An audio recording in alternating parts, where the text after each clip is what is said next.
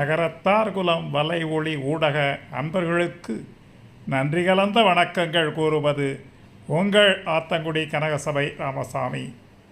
குலம் வாழும் பிள்ளை என்பது நகரத்தார் திருமணச் சடங்குகளில் ஒரு முக்கிய பகுதியாகும்.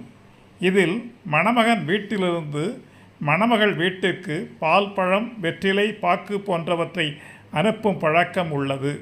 இது மணமகள் குலத்திற்கு நலம் பயக்கவும், புத்தம் புதிய உறவு மலரவும், குலத்தின் வளர்ச்சிக்கும் குலத்தை செழிக்க வைக்கவும் உதவும் சடங்காகும்.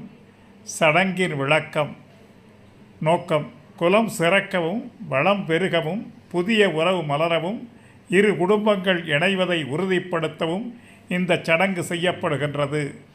பொருட்கள்: வெற்றிலை, பாக்கு, விரலி மஞ்சள், எழுத்தாணி, குலம் வாழும் பிள்ளை போன்ற பொருட்கள் இந்த சடங்கின் போது பயன்படுத்தப்படும்.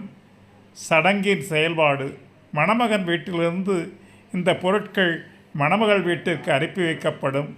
இது மணமகள் குலத்தை மதிக்கும் சடங்காகவும் திருமணத்தின் முக்கியத்துவத்தை உணர்த்தும் சடங்காகவும் கருதப்படுகின்றது.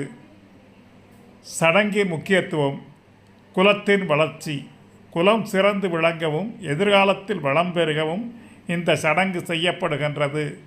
உறவு பிணைப்பு: இரண்டு குடும்பங்களுக்கு இடையே வலுவான பிணைப்பை ஏற்படுத்தும் ஒரு முக்கிய சடங்காகவும் இது பார்க்கப்படுகின்றது. கலாச்சார மரபு: இது நகரத்தார் திருமணங்களில் ஒரு பாரம்பரிய சடங்காகும். இது தலைமுறையாக பின்பற்றப்படுகிறது.